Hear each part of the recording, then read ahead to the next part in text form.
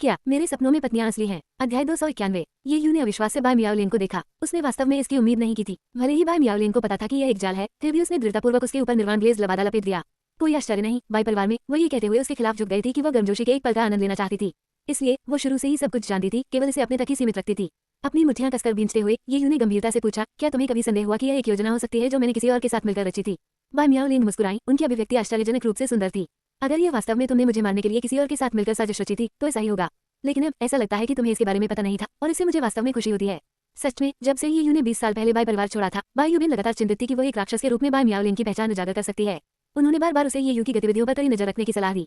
फिर भी जितना अधिक बाय यूबिन परेशान होती थी, उतना ही अधिक बाय मियाओलिन अपने इस विश्वास पर जुआ खेलना चाहती थी कि जिस आदमी को उसने चुना है वह उसे कभी उजागर नहीं करेगा।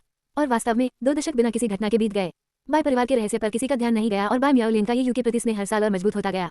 उसके प्रति उसकी लालसा तीव्र हो गई, जिससे उसे चुपचाप उसकी निगरानी करनी पड़ी, आंशिक रूप से उसकी सुरक्षा सुनिश्चित करने के लिए, आंशिक रूप से उसकी प्रगति का आकलन करने के लिए।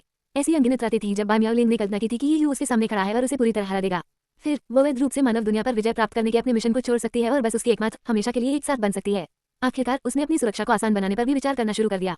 जब तक ये यू उसके लिए आती, सब कुछ ठीक हो जाता, लेकिन उसने यह उम्मीद नहीं की थी कि उनका पुनर्मिलन इस तरह सामने आएगा। फिर भी स्थिति चाहे जो भी हो, बाय मियाओलिन को अपनी पसंद पर पछतावा नहीं हुआ। उसने अपनी नजर सीतू शूपिंग की ओर उठाई जो आसमान में मंडरा रही थी।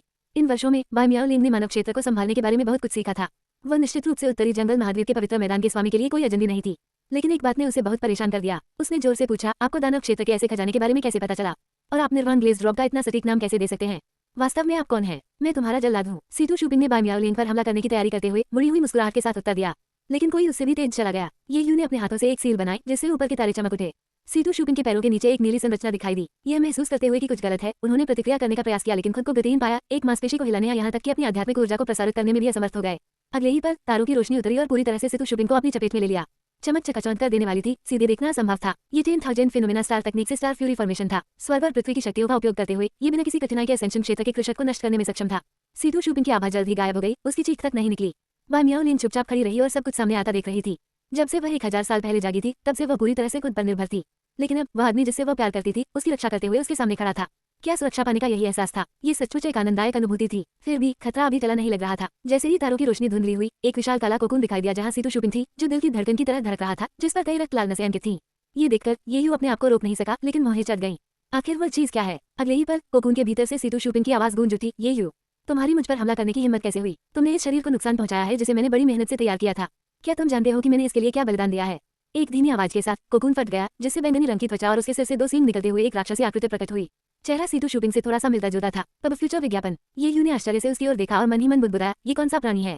बाय मियाओलिन ने धीमी आवाज में उत्तर दिया, वह भी मेरी तरह एक जन्मजात राक्षस है। ये यू की अभिव्यक्ति और भी जटिल हो गई। उत्तरी जंगल महाद्वीप की पवित्र भूमि का स्वामी एक दानव था, इसका कोई मतलब नहीं था। यदि वह एक राक्षस था तो वह बाय मियाओलिन पर हमला करने के लिए इतना उत्सुक क्यों था? क्या उन्हें एक दूसरे की मदद नहीं करनी चाहिए? क्या इससे मानव जगत पर विजय प्राप्त करना आसान नहीं हो जाएगा? भ्रमित होकर ये यू ने बाय मियाओलिन को अपने विचार बताए। उसने धीरे से उत्तर दिया, केवल सबसे शक्तिशाली दानव ही दानव भगवान बन सकता है और मानव संसार पर शासन कर सकता है। हमारे लिए परिजन की कोई अवधारणा नहीं है। ये सुनकर ये यू की आंखें चौड़ी हो गईं। क्या ये जहरीले जीवों को पालने के समान नहीं है? सभी जहरीले जीवों को एक कंटेनर में फेंकना और उनमें से सबसे मजबूत जीव के उभरने के लिए 39 दिनों तक इंतजार करना, बिल्कुल यही हुआ। उसने राक्षस जाति से ऐसी पद्धति का उपयोग करने की अपेक्षा नहीं की थी। सीतू शूपिंग ने गुर्राते हुए कहा, ये सही है, मैं सबसे शक्तिशाली दानव हूँ और केवल मैं ही मानव जगत को पूरी तरह से नियंत्रित कर सकता हूँ। सच तो यह है कि मानव जगत में राक्षस जाति द्वारा छोड़े गए 9 राक्षस नहीं, बल्कि 10 राक्षस थे। सीतू शूपिंग 2000 साल पहले जागृत हुए थे। वह जानता था कि राक्षसों में वह सबसे ताकतवर नहीं था, शीर्ष 5 में भी नहीं। एक बार जब सभी राक्षस जाग गए तो वह अनिवार्य रूप से किसी और के लिए कदम का पत्थर बन जाएगा। मरने की इच्छा न रखते हुए सीतू शूपिंग ने एक पत्थर से 2 शिकार करने का तरीका खोजा। उन्होंने सदियों तक पूरे देश में अफवाहें फैलाई कि राक्षस जल्द ही जागने वाले हैं, कि राक्षस खजाना लेकर पृथ्वी पर चले आ रहे हैं और जिस दिन वे पुनर्जीवित होंगे दुनिया नष्ट हो जाएगी। उन्होंने इन शब्दों को रहस्यमय पत्थरों पर अंकित किया, जो सूक्ष्मता से राक्षसों के स्थानों की ओर संकेत करते थे, जिससे ये सुनिश्चित होता था कि मानव कृषक ध्यान देंगे। बिना किसी संदेह के सीतू शूपिंग राक्षस जाति का परम गद्दार था। क्या मेरे सपनों में पत्नियां असली हैं? अध्याय 292। सीतू शूपिंग ने कभी भी अपने साथी राक्षसों को धोखा देकर पूरी तरह से सुरक्षित महसूस नहीं किया था। केवल मानव समाज में पूरी तरह से घुसपैठ करके और उसमें पूरी तरह से घुल मिलकर ही वह अपनी सुरक्षा की गारंटी दे सकता है। कुछ साल बाद उसने एक धार्मिक संप्रदाय के एक शिष्य को निशाना बनाया जो स्पष्ट पृष्ठभूमि और सभ्य हड्डी संरचना वाला व्यक्ति था। सीतू शूपिंग ने शिष्य के भौतिक रूप पर दावा करने के लिए एक गुप्त कला का उपयोग करने के लिए भारी कीमत चुकाकर उसे मार डाला। उस समय से इस नई पहचान का उपयोग करते हुए सीतू शूपिंग ने सफलतापूर्वक मानव संप्रदाय में प्रवेश किया।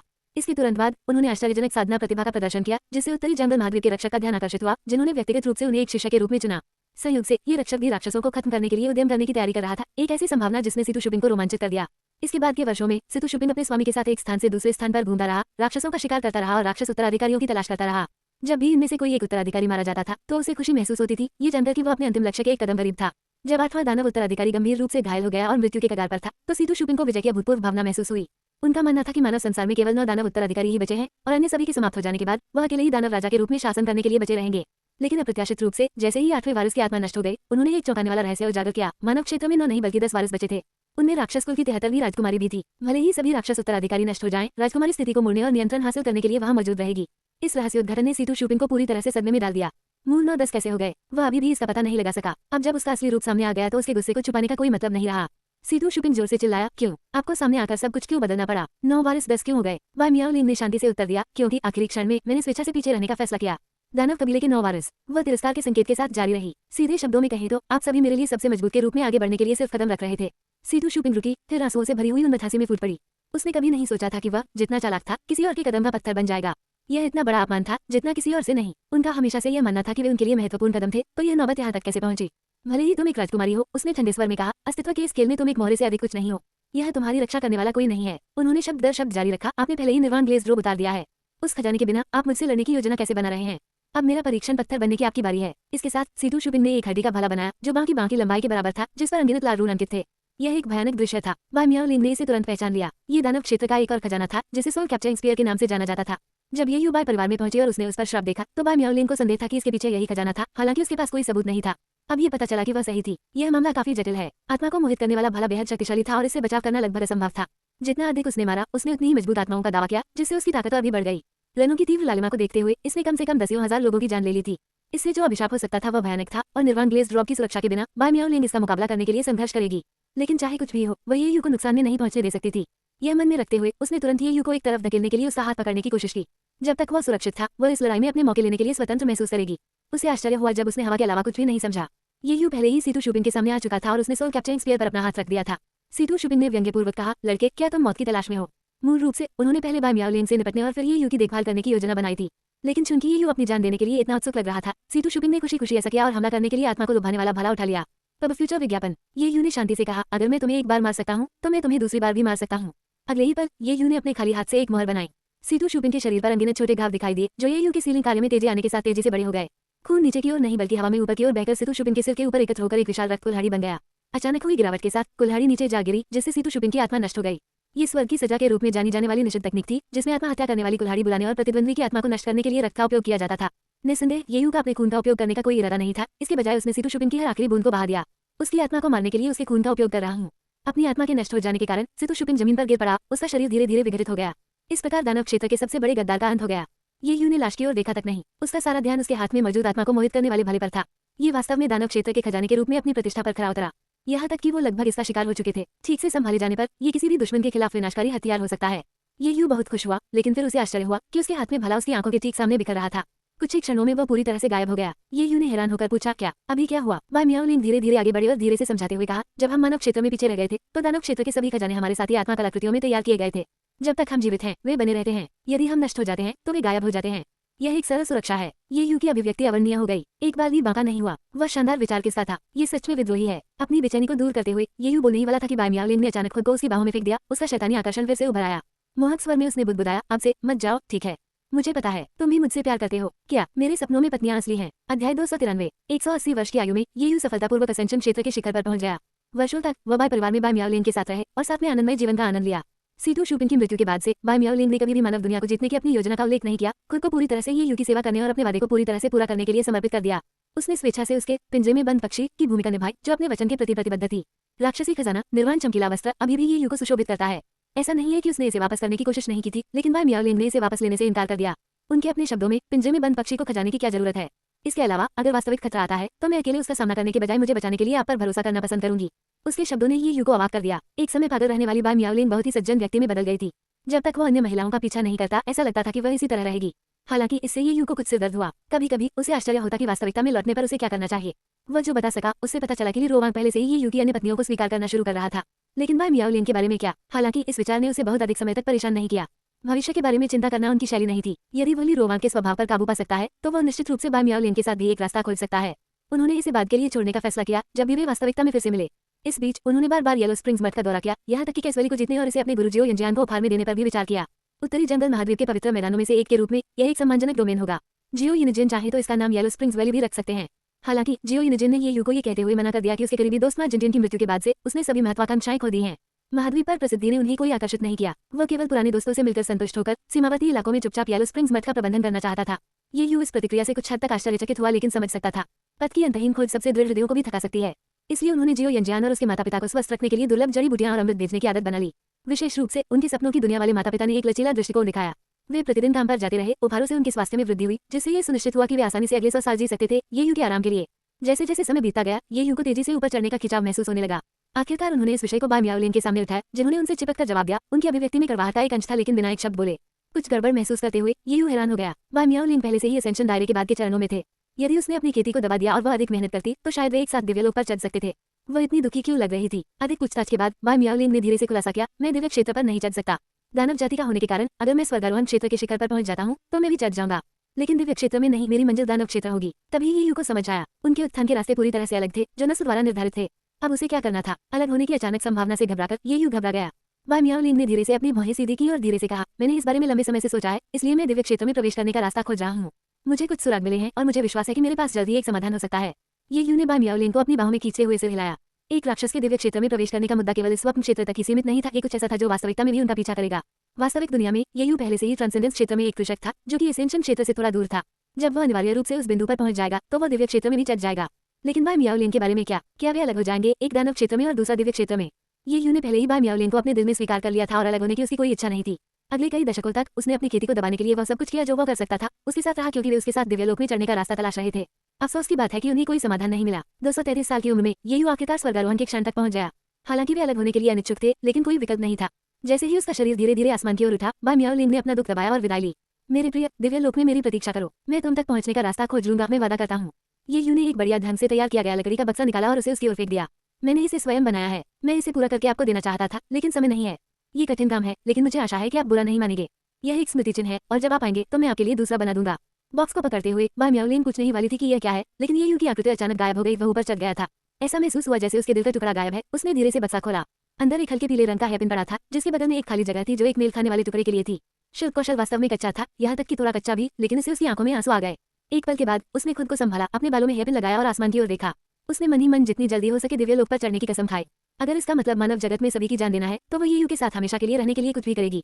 क्या मेरे सपनों में पत्नियां असली हैं? अध्याय 294। दिव्य क्षेत्र में ये यू ने बची हुई नश्वर हवा को साफ करते हुए एक लंबी सांस छोड़ी। यह उनका तीसरी बार दिव्य क्षेत्र में आरोहण था। पिछले 2 बार के विपरीत खतरे और तलवार की आभा से भरा यह आरोहण उल्लेखनीय रूप से शांत था। कोई धमकी नहीं, कोई खतरा नहीं, बस एक शांतिपूर्ण आगमन। आसपास का परिदृश्य शांतिपूर्ण, लगभग शांत था, और इस सबकी सौम्यता ने ये यू को थोड़ा अजीब महसूस कराया। चारों ओर देखते हुए उसने देखा कि प्रत्येक आरोहण उसे एक अलग स्थान पर ले आया। वह निश्चित था कि वह पहले इस विशेष स्थान पर नहीं गया था, लेकिन इससे कोई खास फर्क नहीं पड़ा। इस बार ये यू भ्रमित नहीं था, उसने तैयारी कर ली थी। उन्होंने इस बार दिव्य क्षेत्र में अपना अधिकांश समय बिताने की योजना बनाई। एक अमर संप्रदाय में शामिल होना सबसे तार्किक पहला कदम था। जरूरी नहीं कि दिव्य तकनीकों में महारत हासिल करने के लिए, बल्कि राजनीतिक परिदृश्य, प्रमुख खुदों और दिव्य क्षेत्र पर मंडराने वाली रहस्यमय तबाही के बारे में जानने के लिए। और अगर वह किसी राक्षस के लिए यहाँ चढ़ने का कोई तरीका खोज सके, तो यह आदर्श होगा। हालांकि वह जानता था कि यह एक छोटा मौका था। ये यू अपना सिर हिलाते हुए पूर्व की ओर निकल गया। कई घंटों तक उड़ान भरने के बाद भी उसे एक भी खगोलीय प्राणी नहीं दिखा। यदि उसे आकाशीय आपदा का ज्ञान नहीं होता, तो उसे बेचैनी महसूस होती, लेकिन अब वो शांत रहा। अंततः अनिश्चित समय के बाद उन्होंने एक भव्य पुल मंडप देखा, जिसके नीचे एक सुनहरी नदी बहती थी। क्या ये पौराणिक स्वर्गीय नदी हो सकती है? करीब से देखने के लिए उसने अचानक पाया कि वह मंडप से 100 मीटर की दूरी पर एक अदृश्य बाधा से अवरुद्ध होकर रुका हुआ है। अपना हाथ उस पर दबाते हुए वह उत्सुक और रहस्यमय होकर उसकी सतह पर फैली तरंगों को देखता रहा। ऐसी जगह पर ऐसा अवरोध क्यों मौजूद होगा जहां आसपास कोई खगोलीय पिंड नहीं है? अपने हाथों को एक साथ लाते हुए ये यू ने अवरोध को तोड़ने का प्रयास करने की तैयारी की, लेकिन इससे पहले कि वह कुछ कर पाता, एक आकृति प्रकट हुई। एक मोटा सुर्खनाक वाला बूढ़ा आदमी, जिसकी कमर में बांस की टोकरी थी और उसकी पीठ पर मछली पकड़ने वाली छड़ी लटकी हुई थी। यदि ये दिव्यलोक नहीं होता, तो ये यू ने शायद उसे कोई पहाड़ी मछुआरा समझा होता। ये बूढ़ा व्यक्ति चांगजीगे था, जो एक शिखर गहन दिव्य सुवासिया कृषक था। दिव्य क्षेत्र में निम्नतम से उच्चतम तक रंग है: सच्चा दिव्य, गहन दिव्य, पृथ्वी दिव्य, स्वर्गीय दिव्य, स्वर्ण दिव्य, दिव्य भगवान, दिव्य राजा और दिव्य सम्राट। चांगजीगे ने ये यू को ऊपर से नीचे तक देखा। उसकी अभिव्यक्ति उदास थी। आप क्या करने की कोशिश कर रहे हैं, दिव्य मित्र? उन्होंने तुरंत महसूस किया कि ये यू के पास अभी भी आध्यात्मिक ऊर्जा के निशान है, जो अभी तक पूरी तरह से दिव्य ऊर्जा में परिवर्तित नहीं हुए हैं। उत्तर की प्रतीक्षा किए बिना उसने भौहें उठाई और आश्चर्य से पूछा, आप यहाँ नए हैं, है ना? आप 3 दिन से अधिक समय से ऊपर नहीं चढ़े हैं, है ना? ये यू ने इससे इनकार नहीं किया। सटीक कहीं तो अभी आधे दिन से भी कम समय हुआ है। ये सुनकर चांगजीगे की अभिव्यक्ति और भी अजीब हो गई। आधे दिन से भी कम? अब मुझे बताओ, तुम किस महाद्वीप से मृत्युलोक में आए हो? ये यू को कुछ गड़बड़ महसूस हुई। चांगजीगे की प्रतिक्रिया मित्रतापूर्ण जिज्ञासा जैसी नहीं लगी। उसकी आंखें आश्चर्य और संदेह से भर गईं, मानो किसी नवारोही को देखना एक दुर्लभ घटना हो। ये यू ने शांति से जवाब दिया, क्या ऐसे कोई फर्क पड़ता है? चांगजीगे रुके, फिर उत्तर दिया, नहीं, ऐसा नहीं है। लेकिन अगर मैं पूछता हूँ, तो आपको जवाब देना होगा। दिव्य क्षेत्र में उच्च पद के लोगों के लिए समान न्यूनतम शिष्टाचार अपेक्षित है। या क्या आप एक ही सांस में चढ़ना और गिरना पसंद करेंगे?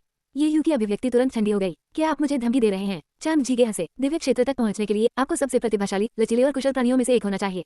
फिर भी आप यहाँ हैं अनजान। मैं अब समझता हूँ आप नश्वर क्षेत्र में बहुत मजबूत थे, अहंकारी हो गए और यहाँ पहुंचने पर अपना सिर झुकाने की आवश्यकता भूल गए। उसने एक कदम आगे बढ़ाया। ये यू को सबक सिखाने के लिए जादू करने की तैयारी की, लेकिन उसने गलत लक्ष्य चुन लिया था। ये यू ताकत को ताकत से मिलाने वाला व्यक्ति था। यदि सम्मान दिखाया गया तो वह उसी तरह जवाब देगा, लेकिन धमकी का जवाब कार्रवाई से दिया जाएगा। बिना कुछ कहे ये यू ने अपना हाथ उठाया और एक निश्चित तकनीक बर्निंग ब्लड इन्फर्नो का प्रयोग किया। एक पल में चांग जीगे को लगा कि एक जबरदस्त शक्ति ने उसे घेर लिया है और उसका खून खतरनाक दर से जलने लगा। हालांकि उसे समझ नहीं आ रहा था कि क्या हो रहा है। उसने तकनीक की भयावह प्रकृति को महसूस किया और तुरंत अपने शरीर को त्यागने और आत्मा के रूप में भागने का हताश विकल्प चुना। कुछ ही क्षणों में उसका भौतिक शरीर जलकर केवल त्वचा रह गया, जो खाली भूसी की तरह जमीन पर गिर गया। उसके नीचे एक विशाल नरकंकाल में काली आग की लपटें उठी, जो दर्जनों मीटर ऊंची उठ रही थी। ये दृश्य एक कठोर दिव्य कपकपी पैदा करने के लिए पर्याप्त था। आग भीषण थी, लेकिन इस तकनीक का सबसे घातक पहलू काली लपटें नहीं थी। ये खून जलाने वाली शक्ति थी जिसका विरोध नहीं किया जा सकता था। ऐसा लग रहा था मानो उसका सार ही निगला जा रहा हो। अब एक आत्मा के रूप में चांग जीगे ये यू की ताकत से भयभीत हो गया था। एक नवारोहित खगोलीय पिंड में इतनी भयानक शक्ति कैसे हो सकती है? हताश होकर वह चिल्लाया, आप दोनों कब तक देखने की योजना बना रहे हैं? क्या आप मदद नहीं करेंगे? अगर हमने इसे नहीं हटाया तो हमें से किसी को भी शांति नहीं मिलेगी। जैसे ही चांग जीगे ने मदद के लिए पुकारा, उसके बगल में दो आकृतियां दिखाई दी, एक ठंडे चेहरे वाला मध्यम आयु वर्ग का व्यक्ति और एक युवा जो लगभग 13 या 14 वर्ष का लग रहा था। साथ में वे एक परिवार की 3 पीढ़ियों के समान थे। फिर भी सच में सबसे छोटा लड़का उनका नेता था। लड़के का नाम जियांग यून था, जो एक मध्य चरण पृथ्वी दिव्य था, जबकि मध्यम आयु वर्ग का व्यक्ति कुई शिनजी दूसरे स्थान पर था और वह और चांग जीगे दोनों चरम गहन दिव्य थे। उन तीनों को एक साथ देखकर ये यू ने उत्सुकतावश भौहें उठाई। उनमें एक अनोखी समानता थी। प्रत्येक ने अपनी कमर पर बांस की मछली पकड़ने की टोकरी पहनी थी और अपनी पीठ पर मछली पकड़ने वाली छड़ी रखी थी, जो मछली पकड़ने के शौकीनों के समूह की तरह लग रही थी। इससे उसे पहले सपने में 9 टेल्ड फ्रॉग सर्वे की चेतावनी याद आ गई, जिसने उसे मछुआरों को मार गिराने की सलाह दी थी। क्या ये वही लोग हो सकते हैं जो उसका अभिप्राय था? इस बीच भौतिक शरीर के बिना नाजुक चांग जीगे का आध्यात्मिक रूप जल्दी से जियांग यू के पीछे छिप गया। बस जियांग, ये बच्चा अजीब है। मुझे लगता है कि वह हमारे लिए यहाँ है। जियांग यू ने चांग जीगे को तिरस्कारपूर्ण दृष्टि से देखा। स्पष्ट रूप से ट्रू सेलेस्टियल के शुरुआती चरण में फिर भी एक ही चाल में प्रोफाउंड सेलेस्टियल शिखर को लगभग नष्ट कर दिया। अगर मैंने इसे अपनी आंखों से नहीं देखा होता तो मुझे इस पर विश्वास नहीं होता। दिव्य क्षेत्र में प्रत्येक स्तर एक दुनिया से अलग था। ट्रू सेलेस्टियल के शुरुआती चरणों में किसी के लिए एक शिखर प्रोफाउंड सेलेस्टियल की धमकी देना अनसुना था, यहाँ तक कि पागलपन भी। एकमात्र तार्किक व्याख्या ये थी कि उनके सामने ये युवक अपनी असली खेती छिपा रहा था। फिर जियांग यू ने देखा कि ये यू की नजर उनके पीछे मछली पकड़ने वाली छड़ों और टोकरियों की ओर जा रही है। क्या उसमें कुछ खोजा था? इस एहसास ने जियांग यू के निर्णय को स्पष्ट कर दिया। वे ये यू को जीवित नहीं जाने दे सकते थे। यदि इस स्थान के बारे में बात फैल गई तो उनके लिए विपत्ति आ जाएगी।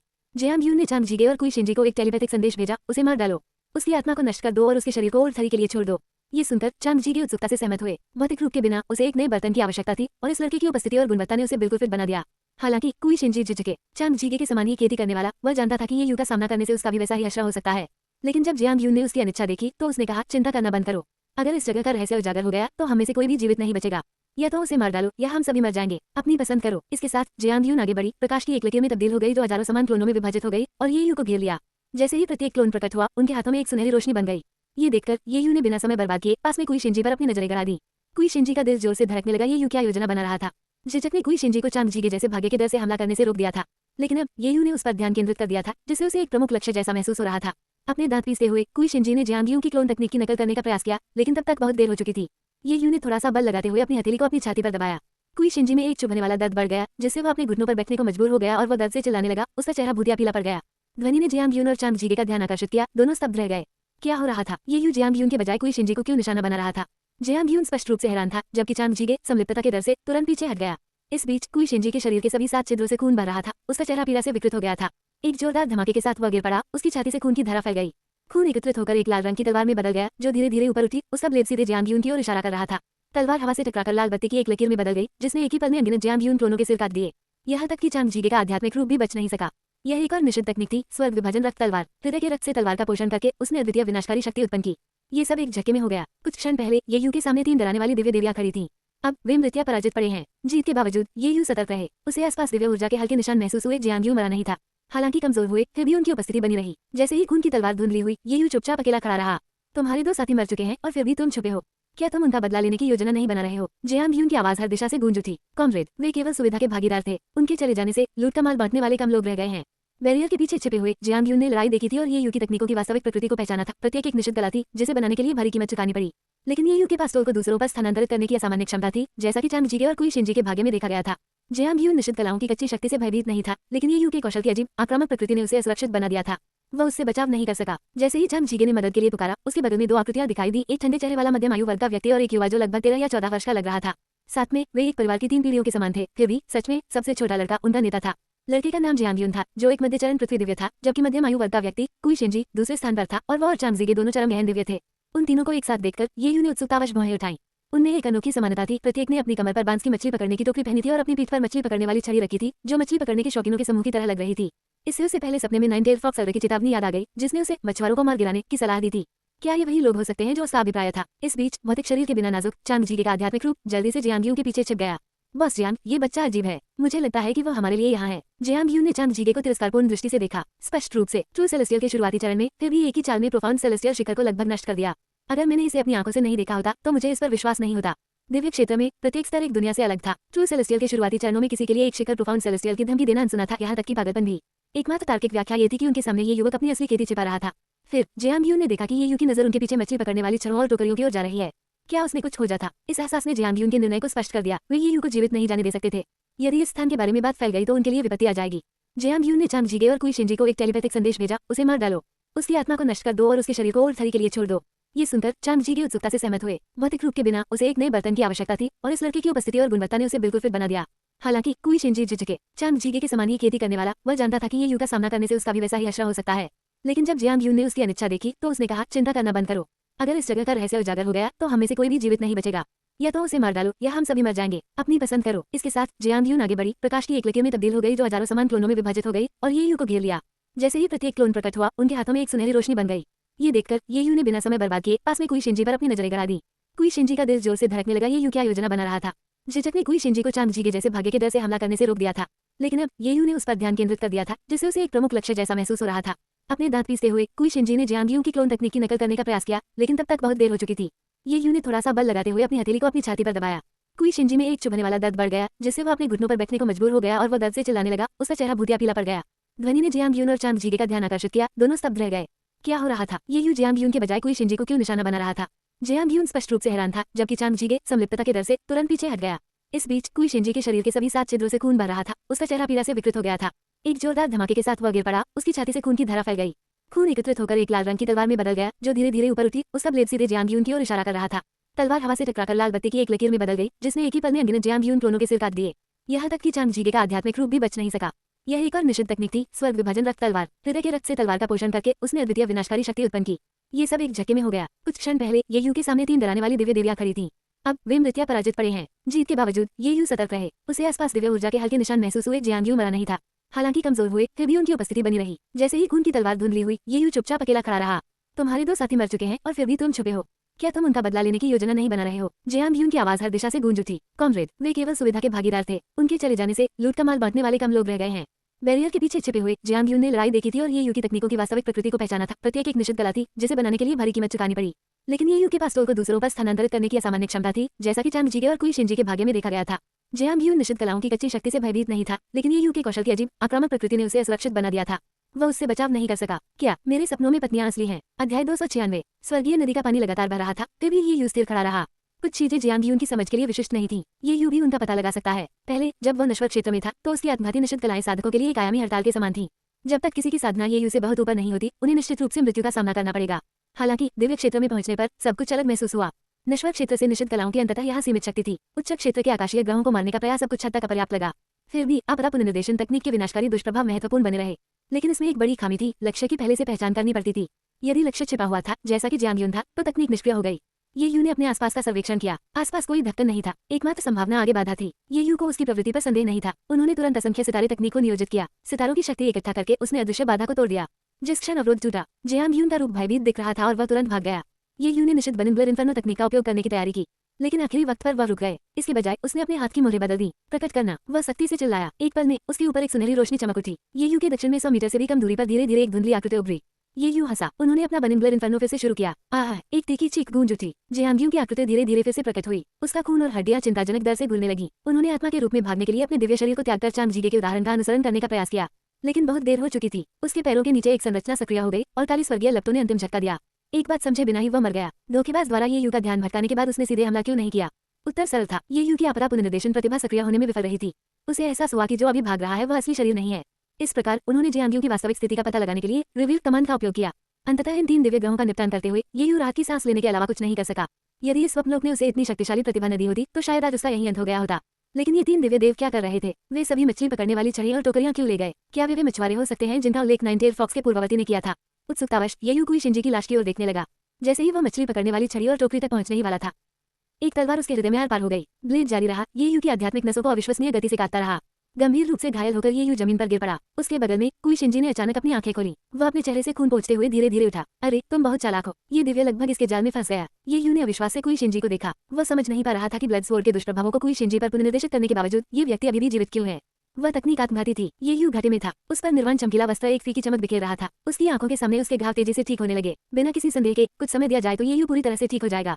लेकिन गति उनकी ताकत और पतन दोनों थी। त्वरित सुधार ने कुई शिंजी का ध्यान आकर्षित किया। पुनर्योजी वस्त्र काफी दुर्लभ। वह मुस्कुराया। हालांकि अफसोस मैंने इस पर ध्यान दिया है। कुई शिंजी ने एक हाथ से सील बनाई। वह आगे बढ़ा। ये यू का शरीर तुरंत शून्य में विलीन हो गया। अगले ही पल सपना पूरी तरह टूट गया। ये यू इस सपने से जाग गया। सपना खत्म हो गया। मृत्यु के समय आयु 233 वर्ष। स्वप्न मूल्यांकन उत्तम। बेतरतीब ढंग से 2 स्वप्न पुरस्कार प्राप्त किए। पहला उम्र 98, साधना स्तर देव से क्लेश क्षेत्र। दूसरा संशोधित जलता हुआ रक्त नरक। विरोधियों के खून और हड्डियों को स्वर्गीय ज्वाला की भेंट के रूप में जलाता है। मीठ की गुणवत्ता जितनी अधिक होगी, लो उतनी ही अधिक शक्तिशाली होगी। अपने से ऊंचे स्तर तक कृष्णों की बलि चढ़ाने में सक्षम होगी। दूसरा इनाम देखकर ये यू की आंखें चौड़ी हो गईं। ये बनिंगलर इन्फर्नो के जोखिम मुक्त संस्करण की तरह था। बहुत बढ़िया। उसने पुरस्कार के रूप में इस मिशन तकनीक की अपेक्षा नहीं की थी। अब फ्यूचर विज्ञापन उत्कृष्ट जोड़ या उच्चतर की एक स्वप्न रेटिंग 2 वस्तुओं को यादृच्छिक रूप से साकार करने की अनुमति देती है।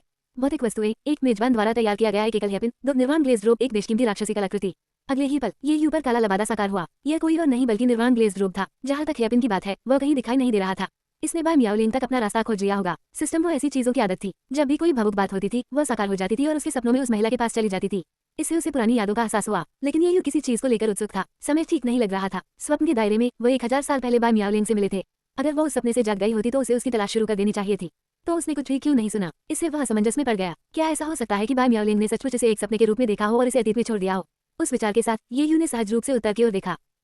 बाय परिवार की वांगचुआन चट्टान पर बाय मियाओलिंग अपनी आंखें कसकर बंद करके बैठी थी। उसकी अभिव्यक्ति में दर्द था। एक बार फिर उसने 1000 साल पुरानी स्मृति का सपना देखा। ये यू के स्वर्गारोहण के बाद बाय मियाओलिंग ने दिव्य क्षेत्र पर चढ़ने का रास्ता तलाशना जारी रखा। फिर भी उसी रात निर्वाण ग्लेज वस्त्र उसके पास वापस आ गया। परिचित राक्षसी कलाकृतियों को देखकर बाय मियाओलिंग का चेहरा घातक रूप से पीला पड़ गया। उसकी आंखें लाल हो गईं। निर्वाण ग्लेज रोब उनकी साथी कलाकृति थी। उसने ये यू को एक गुप्त कला के माध्यम से दिया था। जब तक ये यू ने इसे पहना, यह उसके पास रहेगा। लेकिन इसकी अचानक वापसी का एक ही मतलब हो सकता है, ये यू मर चुका था। तभी निर्वाण ग्लेज रोब अपने मूल मालिक के पास वापस आएगा। बाय मियाओलिंग ने अपनी मुठ्ठियां भींच ली। उसके नाखून उसकी हथेलियों में चुभ गए, लेकिन उसने कोई ध्यान नहीं दिया। उसके दिल के दर्द की तुलना में शारीरिक दर्द अस्थीन था। लेकिन क्यों? ये यू अभी चढ़ा था। वह कैसे मर सकता है? उसका पति कैसे मर सकता है? अपनी पीड़ा में बाय मियाओलिंग मौके पर ही बेहोश हो गई। क्या मेरे सपनों में पत्नियां असली हैं? अध्याय 297। कई दिनों के बाद बाय मियाओलिंग ने खुद को संभाला। वह दिव्य लोक पर चढ़ने का रास्ता खोजती रही। भले ही निर्वाण चमकीला वस्त्र उसके पास वापस आ गया था, फिर भी उसने यह मानने से इनकार कर दिया कि ये यूं मर गया था। तो चाहे कुछ भी हो, उसे खुद ऊपर चढ़ने और देखने का रास्ता खोजना था। अंततः 1000 वर्षों के प्रयास के बाद बाय मियाओलिंग ने दिव्य क्षेत्र तक पहुंचने का एक रास्ता खोज लिया। अपने सफल आरोहण के बाद उसने ये यू के किसी भी निशान की तलाश में क्षेत्र को खंगालना शुरू कर दिया। फिर भी उसके प्रयासों के बावजूद उसे कुछ नहीं मिला। दिव्य क्षेत्र के हर कोने की खोज करने के बाद बाय मियाओलिंग ने अंततः वास्तविकता को स्वीकार करना शुरू कर दिया। उसका पति संभवतः वास्तव में चला गया था। हालांकि बाय मियाओलिंग को दिव्य क्षेत्र की अपनी यात्रा पर पछतावा नहीं था। चूंकि वह नहीं जानती थी कि उसे किसने मारा है, इसलिए यह आसान था। दिव्य क्षेत्र का प्रत्येक दिव्य प्राणी जिम्मेदारी वहन करेगा। वे सभी मरने के योग्य थे। अगले 3000 वर्षों के लिए बाय मियाओलिंग ने आकाशीय पिंडों की अंतहीन खोज शुरू की। उसके हाथों हजारों दिव्य देवताओं का अंत हुआ। वह संपूर्ण दिव्य क्षेत्र की सार्वजनिक शत्रु बन गई। काले वस्त्र पहने, हल्के पीले रंग का हेयरपिन पहने उस जानलेवा दिव्य महिला के बारे में हर कोई जानता था। उनकी खूबसूरती बेमिसाल थी। जो कोई भी उसके रास्ते में आया, उसे बिना किसी अपवाद के मौत का सामना करना पड़ा। हालांकि बाय मियाओलिंग अजय नहीं थी। आखिरकार वो एक दिव्य स्वामी के हाथों गिर गई। अपने अंतिम क्षणों में बाय मियाओलिंग को कोई डर नहीं लगा। इसके बजाय राह की हल्की सी अनुभूति हुई। दानव क्षेत्र की असली राजकुमारी ऐसी आवाज में फुसफुसाई जिसे केवल वह सुन सकती थी। पति, मैं आपसे जुड़ने के लिए आ रही हूँ। उसके गाल पर धीरे धीरे गिरे एक आंसू के साथ। आखिर सपना खत्म हो गया। बाय मियाओलिंग ने धीरे से अपनी आंखें खोली और अपने चेहरे से आंसू के दाग पोंछे। 1000 साल पहले के उस सपने के बाद से एक सपना जो लगभग वास्तविक लगता था, बाय मियाओलिंग का व्यक्तित्व काफी बदल गया था। उसने ये यू नामक कृषक को हर जगह खोजा था, लेकिन उसे कुछ नहीं मिला। हालांकि वह ये यू के अस्तित्व को साबित नहीं कर सकी, लेकिन उसका दृढ़ विश्वास था कि यह सिर्फ एक सपना नहीं था। ये यू की अनुपस्थिति के अलावा सपने में सब कुछ वास्तविकता के समान था। उदाहरण के लिए कैस वैली का स्वामी सीटू शूपिंग वास्तव में 9वां दानव उत्तराधिकारी था। उसने जो तरीके इस्तेमाल किए और यहाँ तक कि उसकी शक्ल और ताकत भी उसके सपने में आए तरीकों से बिल्कुल मेल खाती थी। ये वो बातें थी जो बाय मियाओलिंग को पहले कभी नहीं पता थी। तो ये महज सपना नहीं हो सकता था। यदि ऐसा नहीं था तो फिर ये यू कहाँ था? इससे कोई फर्क नहीं पड़ता कि उसने कितना सोचा, बाय मियाओलिंग को इसका उत्तर नहीं मिला। क्या वह दिव्य लोक में हो सकता है? इस विचार से प्रेरित होकर सीटू शूपिंग को मारने के बाद बाय मियाओलिंग ने नश्वर क्षेत्र पर हावी होने के लिए एक राक्षस के रूप में अपने मिशन का पालन नहीं किया। इसके बजाय वो 1000 साल तक एकांत साधना में लगी रही और शक्ति एकत्रित करके ऊपर चढ़ने की तैयारी में लग गई, जैसा कि उसने अपने सपने में देखा था, और ये यू की खोज जारी रखी। इन 1000 वर्षों के दौरान सपने के दृश्य अक्सर उसके दिमाग में उभर आते थे, जिन्हें खारिज करना असंभव था। जब भी वह जागती, अपना चेहरा आंसुओं से लथपथ पाती। कितना क्रूर आदमी है। इन 1000 वर्षों में उसने उसके बहुत सारे आंसू चुरा लिए, फिर भी वो प्रकट नहीं हुआ। बाय मियाओलिंग ने अपना सिर थोड़ा हिलाया। जैसे ही वह एकांत में लौटने की तैयारी कर रही थी, उसने अचानक देखा कि उसका निर्वाण चमकीला वस्त्र रहस्यमय तरीके से गायब हो गया था। ये कैसे हो सकता है? उनके साथी कलाकृति के रूप में निर्वाण ग्लेज रोब जीवन और मृत्यु में उनके साथ जुड़ा हुआ था। ये कैसे गायब हो सकता है? बाय मियाओलिंग की अभिव्यक्ति हैरान हो गई। अगले ही पल वह कांपने लगी और उसकी आंखें लाल हो गईं। उसके सामने एक परिचित लकड़ी का बक्सा आ गया था। अपना उत्साह रोकते हुए बाय मियाओलिंग ने धीरे से बॉक्स खोला। अंदर एक हल्के पीले रंग का हेयरपिन पड़ा था जो उसके सपने से मिलता जुलता था। बाय मियाओलिन के आंसू बारिश की तरह बह निकले। हेयरपिन को अपनी छाती से चिपकाकर उसे एक निश्चितता महसूस हुई। ये यू वापस आ गया था, उसे वापस आना ही होगा। अगले दिन क्विंगयुन संप्रदाय में 5 फिंगर पीक के शिखर पर ये यू ने धीरे से अपनी आंखें खोली। बाय मियाओलिन का सपना समाप्त होने के बाद उसने दूसरे सपने में वापस जाने का इरादा किया, लेकिन जल्द ही यह स्पष्ट हो गया कि भाग्य केवल इतने समय तक ही टिकता है। अपने दूसरे स्वप्न प्रयास में उसने एक सांसारिक प्रतिभा को आकर्षित किया और इससे पहले कि वो अपने 10वें जन्मदिन तक पहुंचता, उसे एक गुजरते हुए शैतान कृषक ने पकड़ लिया और एक प्रतिशोधी आत्मा में बदल दिया। किस्मत जितनी खराब हो सकती थी उतनी खराब थी, इसलिए ये यू ने सपने में प्रवेश करना छोड़ दिया और उठने के लिए तैयार हो गया। उसे एक एहसास हुआ, तो क्या हुआ अगर कुछ पत्नियां बाहर इंतजार कर रही हों? सबसे बुरी स्थिति में यह एक अजीब स्थिति होगी। बड़ी बात क्या है, यदि वह ऐसा कुछ नहीं संभाल सका तो भविष्य में जब उसकी सभी पत्नियां एक साथ इकट्ठी होंगी तो वह कैसे प्रबंधन करेगा? इस स्पष्टता के साथ ये यू एकांत कक्ष से बाहर चला गया। तब फ्यूचर विज्ञापन। उसने बमुश्किल 2 कदम ही उठाए थे कि देखा कि 10 जोड़ी आंखें उस पर टिकी हुई थी। ली रोवांग, गान जिजुई, जो यंगचुन और अन्य 8 पत्नियां वे सभी बाहर इंतजार कर रही थी, प्रत्येक चुपचाप खड़ी थी। सच तो यह है कि उसकी पत्नियों का बाहर इंतजार करना कोई आश्चर्य की बात नहीं थी। आखिरकार वो लंबे समय से एकांत में था और उनके लिए उसे याद करना स्वाभाविक था। हालांकि जिस बात ने येयू को अचंभित कर दिया वो ये थी कि इन 8 पत्नियों के अलावा युन रामो और लिन मियासु भी वहां थे। अब इसका मतलब क्या था? उसकी पत्नियों का इकट्ठा होना एक बात थी, लेकिन ये दोनों यहाँ क्यों थी? येयू ने सहज रूप से युन रामो और लिन मियासु पर एक नजर डाली। इस नजर ने ली रोवांग, तोबा कियोए और अन्य लोगों में ईर्ष्या की भावना जगा दी। जब से येयू ने एकांत में प्रवेश किया है वे इतने समय से यही प्रतीक्षा कर रहे थे। उनके पति युन रामो और लिन मियासु को पहले क्यों देख रहे थे, उन्हें क्यों नहीं? सचमुच क्या वह कम से कम अपना ध्यान समान रूप से नहीं फैला सकता था? जैसे ही युन रामो को येयू की नजर अपनी ओर महसूस हुई वह बहुत खुश हुई। वह उत्सुकता से आगे बढ़ी। वह यहाँ उसके बगल में अपनी जगह सुरक्षित करने, खुली तौर पर पहचाने जाने और दूसरों द्वारा अलग न किए जाने का इंतजार कर रही थी। अब एकांत छोड़ने पर येयू की पहली नजर उस पर पड़ी। युन रामो के लिए इसका केवल एक ही मतलब हो सकता है, प्यार की पारस्परिक खोज। कितना प्यारा जूनियर भाई, मैं आ गया। जैसे ही युन रामो येयू तक पहुंचने वाला था कोई और उससे भी तेज था। यह कोई और नहीं बल्कि लिन मियासु था, जिसे एक समय में 30,000 साल पहले सबसे शक्तिशाली दानव स्वामी के रूप में प्रतिष्ठित किया गया था। वह आगे बढ़ी और तलवार की हुई अवरोधक लगा दिया। सावधानी से पकड़े जाने पर युन रामो सीधे बैरियर से टकरा गया। सौभाग्य से उसे कोई चोट नहीं आई, लेकिन वह तुरंत चिल्लाए, अरे ये बहुत ज्यादा है। जूनियर भाई भी एकांत से बाहर आया है और आप पहले से ही उस पर एकाधिकार कर रहे हैं। आप मुझसे भी आगे निकल गए। वरिष्ठता के आधार पर मुझे पहले स्थान पर होना चाहिए। अरे क्या आप सुन रहे हैं? इस बाधा को हटा दे। ली रोवांग, गन जिजुई और अन्य लोग चुप रहे, केवल अपनी आंखें थोड़ी सी सिकुड़ ली। हालांकि वे ये ऊपर एकाधिकार स्थापित करने और बाधा उत्पन्न करने के लिए मियासु के प्रयास से नाराज थे, लेकिन उनमें से किसी ने भी कुछ नहीं बोला। वे सभी अच्छी तरह जानते थे चिल्लाने और डांटने से काम नहीं चलेगा। ये पता लगाना कि बाधा को कैसे तोड़ा जाए वास्तव में मायने रखता था। फिर भी लिन मियासु ने जो बाधा खड़ी की थी वह साधारण के अलावा कुछ भी नहीं लग रही थी। क्या मेरे सपनों में पत्नियां असली हैं? अध्याय 298। जब से लिन मियासु ने येयू को ये कहते हुए सुना कि ये परिवार से संबंधित मामला एक धोखा था, उसे ऐसा लगा जैसे वह बर्फीले रसतल में गिर गई हो। वह पूरी तरह समझ नहीं पाई कि येयू का क्या मतलब है, लेकिन ये स्पष्ट था कि यह अच्छी खबर नहीं थी। भले ही 30,000 साल से अधिक समय हो गया हो, लिन मियासु ने कभी भी ये परिवार से किए गए अपने वादे से पीछे हटने के बारे में नहीं सोचा था। उसने येयू को परिवार के सदस्य के रूप में भी माना था। अपने भाई लिन फेग्युआन की कब्र पर सम्मान देने के बाद उसे बेदाग तलवार दिल देने के अपने वादे को पूरा करने की योजना बनाई थी। लेकिन अब ये सुनना कि यह सब धोखा था। ये कैसा धोखा था? जवाब के लिए बेताब लिन मियासु ने येयू की कई पत्नियों के साथ उसके एकांत साधना कक्ष के बाहर इंतजार किया था। अब जब वह सामने आया तो वह अपनी जिज्ञासा नहीं रोक सकी और उससे इसके बारे में पूछा। येयू परिवार ने जो कुछ किया था उसकी पूरी कहानी बताने से पहले येयू ने धीरे से आह भरी। सच में ये पूरी तरह से लिन मियासु पर लक्षित एक विस्तृत चाल से कम नहीं था। उन्होंने उसके भाई की हत्या कर दी और फिर एक समझौते का दिखावा किया, यहाँ तक कि उसके उनके प्रति आभारी होने का भी इंतजार किया। 500 साल बाद उन्हें उम्मीद थी कि वो स्वेच्छा से बेदाग तलवार दिल को सौंप देगी। ये तो मानना ही पड़ेगा कि जिस व्यक्ति ने ये योजना बनाई वह वास्तव में शातिर था। उसका स्पष्टीकरण सुनकर लिन मियासु का पूरा शरीर कांप उठा। वह भयभीत होकर 2 कदम पीछे हट गई। तो इन सभी वर्षों में वह जिस चीज से चिपकी रही वह सब झूठ था। वो एक ऐसे दुश्मन का पीछा कर रही थी जिसका अस्तित्व ही नहीं था और उन लोगों के प्रति सम्मान दिखा रही थी जो वास्तव में उसके भाई की मौत के लिए जिम्मेदार थे। कितना हास्यास्पद, बिल्कुल बेतुका। जैसे ही उसकी निगाहें तेज हो गई, लिन मियासु ने अपना सिर हिलाते हुए करवाहट से मुस्कुराया। उसके चारों ओर तलवार की आभा बेतहाशा बढ़ गई। उसके बल से हवा विभाजित हो गई, यहाँ तक कि उनके आसपास की बाधा भी उसकी प्रचंड ऊर्जा के हमले से टूटने लगी। दुख से व्याकुल, उसकी आंखें रक्तरंजित थी, हृदय दानव बनने की कगार पर थी। उस पल में येयू ने उसकी कलाई पकड़ ली और उसके चारों ओर फैली अराजक तलवार की आभा को बलपूर्वक दबा दिया। सौभाग्य से उसने हाल ही में अपने स्वप्न के पुरस्कार से देव से क्लेश क्षेत्र की साधना प्राप्त की थी, अन्यथा लिन मियासु को रोकना एक बड़ी चुनौती होती। आखिरकार जलसार का सेवन करने के बाद लिन मियासु ने अपने शरीर से आग के जहर को साफ कर दिया था और अपने चरम पर लौटाई थी।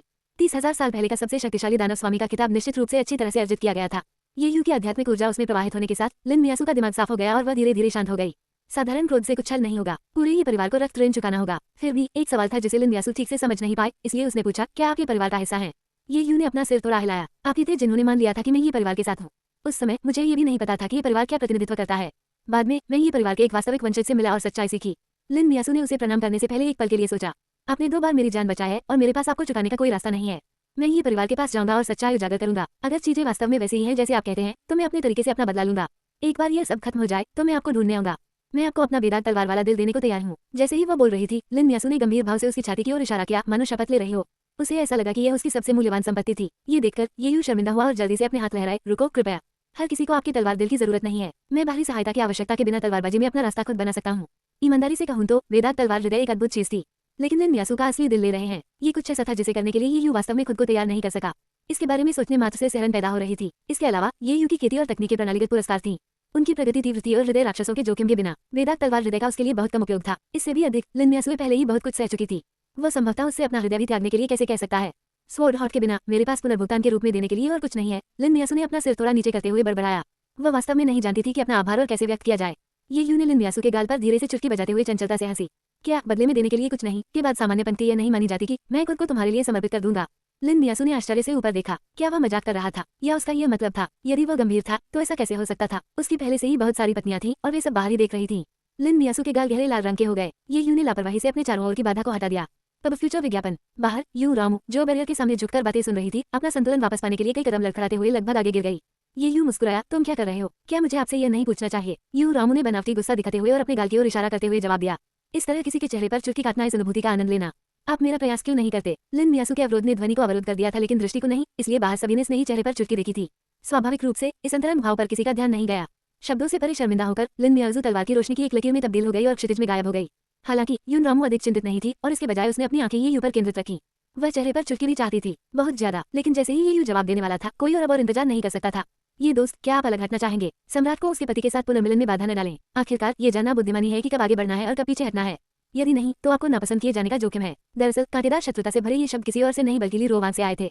जैसा कि कहा जाता है, जब आपके पास ऊंचाई की कमी हो तो उपस्थिति से उसकी पूर्ति करें।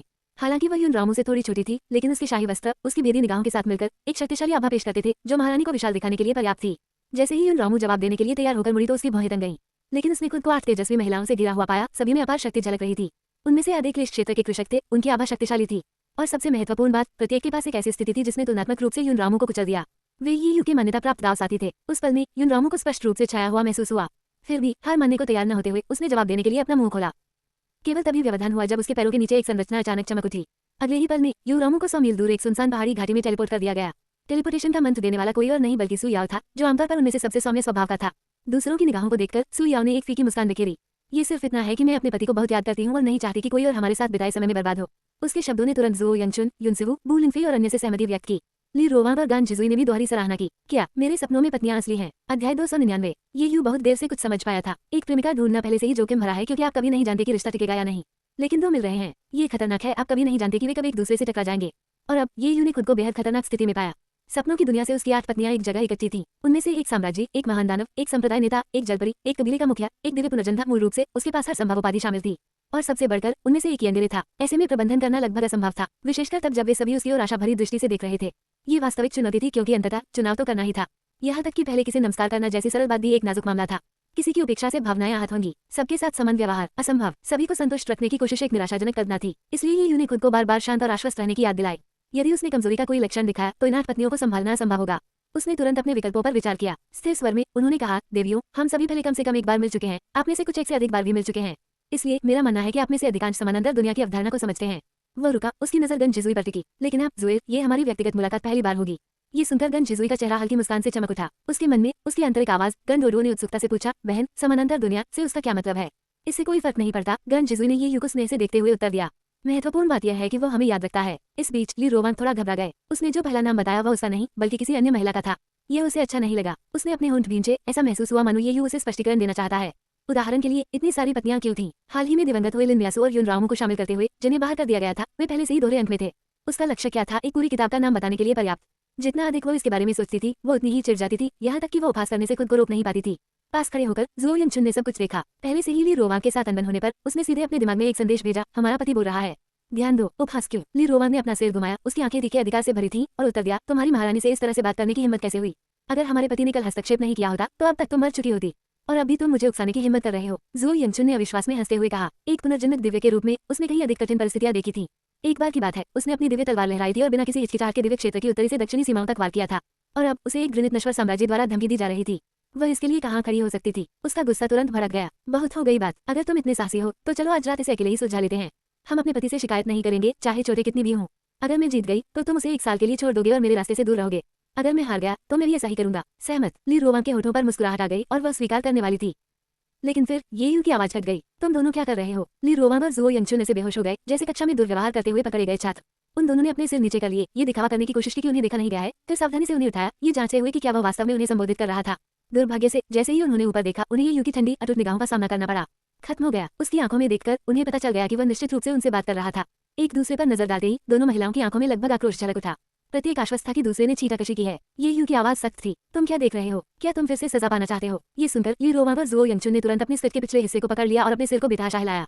हालांकि सजा स्वयं शारीरिक रूप से दर्दनाक नहीं थी, लेकिन निस्संदेह अपमानजनक थी, खासकर तब जब इतने सारे लोग देख रहे हों। यदि यह अकेले में होता, केवल उन दोनों के साथ, तो ली रोवांग को इतना बुरा नहीं लगता। वास्तव में वो इसके लिए थोड़ा उत्सुक भी हो सकती थी, लेकिन ज़ुओ यंगचुन ने फिर भी विरोध करने की कोशिश की। पति, हमने कुछ नहीं किया। बगल से रोवान लियान्यू ने धीरे से कहा, दीदी, दिखावा करना बंद करो। आप और सिसिली बस एक दूसरे के प्रति उदासीन भाव रख रहे थे, जिसकी अभिव्यक्ति पुरुषों के लिए काफी नाटकीय थी। कोई भी बता सकता है कि आप संदेशों का आदान प्रदान कर रहे थे और बहस कर रहे थे। जो कुछ गायब था वह एक वास्तविक लड़ाई थी। तब फ्यूचर विज्ञापन। ये सुनकर ली रोवांग और ज़ुओ यंगचुन के चेहरे शर्म से लाल हो गए। क्या ये सचमुच इतना स्पष्ट था? उन्होंने इधर उधर देखा और देखा कि युनसेवू, बू लिंगफे और अन्य सभी उन्हें प्रसन्न मुस्कान के साथ देख रहे थे। ये यू की आवाज ठंडी हो गई। मैं आप दोनों से बाद में निपटूंगा। ली रोवांग और ज़ुओ यंगचुन ने तुरंत चुपचाप अपना सिर झुका लिया। ये देखकर ये यू को थोड़ी राहत महसूस हुई। जब तक उसने इन दो उपद्रवियों को प्रबंधित किया, तब तक बाकी को भी प्रबंधित किया जाना चाहिए। अब तक वो इस युद्ध क्षेत्र की 70% से अधिक स्थिति से गुजर चुका है। गंभीर स्वर में उन्होंने आगे कहा, अब जब आप सब यहाँ हैं, तो जो कोई भी यहाँ नहीं जाना चाहता वह रह सकता है, लेकिन आप यहाँ के नियमों का पालन करेंगे। अगर कोई किसी दूसरे को चुनने की हिम्मत करता है या निजी द्वंद्व की व्यवस्था करता है, तो पारिवारिक कानून लागू करने के लिए मुझे दोष न दें। समझ गया। महिलाओं ने तुरंत प्रतिक्रिया दी, विशेषकर रोवान लियान्यू, जिनकी आवाज सबसे तेज थी। उसने ये यू की ओर प्रशंसा भरी आंखों से देखा। उनके पति में वास्तव में अधिकार का भाव था। भले ही वह राक्षसों का स्वामी नहीं था, फिर भी उसके बारे में एक प्रभावशाली उपस्थिति थी जो उसे अप्रतिरोध्य लगती थी। वह अकेली नहीं थी। ली रोवांग भी थोड़ा ऊपर देखने से खुद को नहीं रोक सके। वह निश्चित नहीं थी कि ऐसा क्यों है, लेकिन ऐसा लग रहा था कि ये यू बदल गया है और अधिक मुखर हो गया है। अब उसकी मात्र उपस्थिति ही उसे लाइन में रखने के लिए पर्याप्त थी। इस भावना ने उसके भीतर कुछ हलचल मचा दी। पतिदेव, देखते हैं आखिर कौन जीतेगा। क्या तुम मुझ पर विजय पाओगे या मैं बाजी पलट दूंगा और फिर से बढ़त हासिल कर लूंगा। उस दोपहर कंस्ट्रक्शन हॉल से लगभग 20 भाई बांस की 8 झोपड़ियां बनाकर वहां पहुंचे। 9 की जगह 8 क्यों? कारण सरल था। तोबा की यू की बांस की झोपड़ी सीधे ये यू के बगल में स्थित थी, जबकि गन जिजुई, सुई और अन्य पत्नियों को नए आवास की आवश्यकता थी। योजना के बाद 8 बांस की झोपड़ियों को ये यू के चारों ओर एक घेरे में व्यवस्थित किया गया, जैसे तारे चंद्रमा को घेरते हैं। कंस्ट्रक्शन हॉल बंधुओं के लिए ऐसी व्यवस्था पहली बार थी। जब वे दोबारा जांच करने वाले थे कि डिजाइन सही है या नहीं, तो अचानक उनकी नजर गन जिजुई, यूसेवू, बू लिंगफे और अन्य महिलाओं के आश्चर्यजनक चेहरों पर पड़ी। इस दृश्य ने उनमें से हर किसी को आश्चर्यचकित कर दिया। हे भगवान, हमने वास्तविक दिव्य प्राणी देखे हैं। उनमें से 9 देवियों की एक पूरी टीम नश्वर संसार में आती है। क्या मेरे सपनों में पत्नियां असली हैं? अध्याय 300। उस रात कंस्ट्रक्शन हॉल के भाइयों ने निर्धारित कार्यक्रम के अनुसार बांस की झोपड़ियां पूरी की। ये जानने पर कि ये सभी दिव्य सुंदरियां ये यू की दाव साथी थीं, उनकी आंखें ईर्ष्या से चमक उठी। कुछ लोग इतने प्रभावित हुए कि उनके दाव दिल लगभग टूट गए और उन्होंने गंभीरता से कियुन संप्रदाय के रोमांटिक मास्टर ये यू को अपना शिक्षक बनाने पर विचार किया। ये बहुत प्रभावशाली था। सबसे पहले संप्रदाय की संत यू रामू थी, फिर महान ज्ञान राजवंश की महारानी ली रोवांग, संप्रदाय के गुरु यू सिवो और अन्य लोगों के साथ। अब भले ही उन्होंने यू रामू की गिनती नहीं की हो, फिर भी 5 फिंगर पीक पर 9 दाव साथी एकत्र थे। लिन म्याओक्सू सहित कुल 9। प्रत्येक व्यक्ति दिव्य उपस्थिति बिखेरते हुए दिव्य की तरह सुंदर था। कोई भी यह नहीं समझ सका कि ये यू इतनी सारी दूसरी दुनिया की महिलाओं को एक साथ लाने में कैसे कामयाब रहा। यह विश्वास से परे था। और न केवल उनके दाव साथी अविश्वसनीय रूप से सुंदर थे, बल्कि जिस चीज ने उन्हें वास्तव में पुरुषों के बीच एक किंवदंती बना दिया, वह सभी 9 लोगों को एक ही स्थान पर एक साथ रहने की उनकी क्षमता थी। वह सभी में से सबसे प्रभावशाली उपलब्धि थी। यदि उन्होंने इसे अपनी आंखों से न देखा होता, तो उन्हें इस पर विश्वास नहीं होता। कुछ लोगों ने फुसफुसाते हुए ये भी अनुमान लगाया कि क्या ये यू ने उन पर जादू कर दिया है, जिससे वे सभी स्वेच्छा से यहाँ एकत्र हुए हैं। बेशक ये जंगली सिद्धांत पूरी तरह से ईर्ष्या से उपजे हैं। हालांकि अधिकांश का मानना था कि यह रोमांटिक मास्टर के रूप में ये यू के कौशल का एक प्रमाण मात्र था। कंस्ट्रक्शन हॉल के लगभग 20 भाइयों ने अपना मन बना लिया था। जब वे वापस आएंगे तो वे ये यू को देने के लिए एक बेद तैयार करेंगे। कीमत चाहे जो भी हो, वे उससे कुछ तरकीबें सीखने के लिए कृतसंकल्प थे। गर्व के बारे में भूल जाइए, उनके शेष जीवन के लिए खुशियां सुरक्षित करने के बारे में था। जब दृढ़ता ही मायने रखती है तो गरिमा की जरूरत किसे है। एक बार जब कंस्ट्रक्शन हॉल के शिष्यों ने अपना काम पूरा कर लिया और चले गए, तो 5 फिंगर पीक पर एक नया मेहमान आया। किंगयुन संप्रदाय के संप्रदाय गुरु लुओजी। ली रोवांग, यूनसेवू, बू लिंगफे, गन जिजुई और अन्य को देखकर लुओजी को विशेष आश्चर्य नहीं हुआ। उन्होंने पहले उनमें से अधिकांश का सामना किया था, खासकर माउंट डेमन ऑपरेशन की लड़ाई के दौरान, जहां उनके हस्तक्षेप ने महाद्वीप के 5 पवित्र संप्रदायों को बचाया था। लुओजी इस जीवन रक्षक उपकार को कभी नहीं भूलेगा। हालांकि रोवान लियान्यू, ज़ो यंचुन, सुयाओ और लिन म्यासू उनके लिए अपरिचित चेहरे थे। जैसे ही उसने अपनी आध्यात्मिक समझ से उन्हें स्कैन किया, क्विंगयुन के संप्रदाय गुरु अपनी बाहें चढ़ाए बिना नहीं रह सके। उनके बड़े शिष्य संप्रदाय में किस प्रकार की विलक्षण प्रतिभा लेकर आए थे। ये यू के दाव साथी न केवल असाधारण रूप से सुंदर थे, बल्कि उनकी साधना का स्तर आसमान छू रहा था। अधिकांश क्लेश क्षेत्र से ऊपर थे। एक इतना शक्तिशाली था कि लुओजी भी उसका सटीक स्तर निर्धारित नहीं कर सका। इससे पहले कि वह करीब आ पाता, तलवार की ऊर्जा की एक तेज लहर ने उसकी आध्यात्मिक भावना को काट दिया, जैसे कि उसे चेतावनी दी गई हो कि वह चला जाए, अन्यथा। इससे लुओजी के मुंह में कड़वा स्वाद आ गया। कौन समझेगा, यहाँ वह एक संप्रदाय गुरु थे और फिर भी अपने ही क्षेत्र में उन्हें दूर धकेला जा रहा था। अगर बात फैल गई तो ये पिछले 10,000 वर्षों में महाद्वीप पर सबसे बड़ा मजाक होगा। सौभाग्य से इससे पहले कि उसे अजीब तरीके से पीछे हटना पड़ता, ये यू ने 5 फिंगर पीक से छलांग लगा दी और उसके सामने उतर गया। संप्रदाय गुरु, क्या मैं पूछ सकता हूँ कि आप इतनी देर से यहाँ क्यों आए? ये यू ने तुरंत स्थिति का आकलन करते हुए पलकें झपकाते हुए पूछा। क्या लुओजी 5 फिंगर पीक पर महिलाओं की वजह से यहाँ था? ये समझ में आया। एक असेंशन क्षेत्र, 5 क्लेश क्षेत्र और 3 एकीकरण क्षेत्र के कृषक एकत्रित होने के साथ ये किंगयुन संप्रदाय की नींव को हिला देने के लिए पर्याप्त शक्तिशाली लाइनअप था। संप्रदाय के गुरु के रूप में लुओजी के लिए कुछ उत्तर जानना स्वाभाविक था, लेकिन गन जिजुई, रोवान लियान्यू, सुयाओ और अन्य लोग अभी आए थे, इसलिए ये यू उन्हें जाने के लिए बिल्कुल नहीं कह सकता था। क्या वह ऐसा कर सकता था? जब ये यू बातचीत को संभालने के तरीकों पर विचार मंथन करने में व्यस्त था, लुओजी के अगले शब्दों ने उसे पूरी तरह से विचलित कर दिया। मैं चेक इन करने और आपके और यून रामू के बारे में पूछने आया था। आप क्या करने का इरादा रखते हैं? लुओजी हताश था। उसने पहले ही अपना रुख बिल्कुल स्पष्ट कर दिया था। वो यू रामू और ये यू के एक साथ होने के बिल्कुल खिलाफ था। कारण सरल था, ये यू के पास पहले से ही बहुत सारे अफवाह वाले दाव साथी थे। यून रामू को कभी भी उनका पूरा ध्यान नहीं मिलेगा और लुओजी को डर था कि उसे इसकी वजह से नुकसान होगा। और जैसा कि लुओजी ने अनुमान लगाया था, ये यू के दाव साथी वास्तव में कई गुना बढ़ गए थे, इस हद तक कि उनमें से 8 पिछले कुछ दिनों में संप्रदाय में आ गए थे। वे सभी असाधारण रूप से शक्तिशाली थे, कुछ तो स्वयं लुओजी से भी अधिक शक्तिशाली थे। तब फ्यूचर विज्ञापन संप्रदाय के गुरु के रूप में लुओजी उनके आगमन को नजरअंदाज नहीं कर सके। हालांकि एक बार जब उन्होंने पुष्टि की कि वे ये यू के दाव साथी थे, तो उन्होंने हस्तक्षेप नहीं किया। आखिरकार ये यू तकनीकी रूप से उनका कनिष्ठ भतीजा था और इसमें हस्तक्षेप करना अनुचित होगा। वास्तव में लुओजी को कभी-कभी ये यू से थोड़ी ईर्ष्या होती थी। 9 साथियों का एक जगह इकट्ठा होना वास्तव में एक विजेता का जीवन था, लेकिन इससे लुओजी का संकल्प और मजबूत हुआ। वो यून रामू को अपने साथ शामिल नहीं होने दे सका। अन्यथा 10 महिलाओं के साथ ये यू का ध्यान आकर्षित करने की ओर में उसके बाहर खड़े होने की संभावना कम होगी। उल्लेख करने की आवश्यकता नहीं है, यदि कोई बहस छिड़ गई और चीजें बढ़ गईं, तो यून रामू अपने निम्न साधना स्तर के साथ निस्संदेह पीड़ित होगी। लुओजी की पैतृक प्रवृत्ति संपूर्ण और नेक इरादे वाली थी, हालांकि कुछ चीजें केवल निर्णय से हल नहीं हो पाती। इससे पहले जब लुओजी मुख्य हॉल में संप्रदाय के मामलों को संभाल रहा था, पिलहर के प्रमुख काओ लानबॉन असामान्य रूप से घबराए हुए दिख रहे थे। लुओजी ने आमतौर पर शांत रहने वाले काओ लानबॉन के इस व्यवहार को अस्वाभाविक पाते हुए पूछा कि क्या हुआ था। बिना कुछ कहे काओ लानबॉन ने उसे गोली के कमरे में खींच लिया, जहां उन्होंने यू रामू को दोहरी खेती अनुभाग से मुट्ठी भर गोलियां लेते हुए पाया। काओ लानबॉन ने लुओजी की ओर सहनशील दृष्टि से देखा और कहा, संप्रदाय मास्टर, आपको संत से बात करनी चाहिए। इनमें से कुछ लेना एक बात है, लेकिन बहुत अधिक घातक हो सकता है। लुओजी की पलक झपक गई। वह उस प्रकार की गोलियां क्यों ले रही थी? क्या इसमें कोई समस्या थी? नहीं, रुको, क्या वे सचमुच एक साथ थे? लुओजी का दिल दुख गया। यह एक संवेदनशील मामला था और वह बिल्कुल हस्तक्षेप नहीं कर सकता था, लेकिन वह चुप भी नहीं रह सकता था और इसे नियंत्रण से बाहर नहीं जाने दे सकता था। मुट्ठी भर गोलियां हड़पना, उस खुराक पर वह बर्बाद हो जाएगी। लुओजी सावधानी से पास आए, ठीक उसी समय जब यून रामू ने खुद से बुदबुदाते हुए सुना, नहीं, यह अभी भी पर्याप्त नहीं है। मुझे और चाहिए, अन्यथा ये यू जवाब नहीं देगी और यह सब बेकार हो जाएगा। यून रामू, मजबूत रहो। इन गोलियों के साथ आप निश्चित रूप से ये यू को जीत सकते हैं।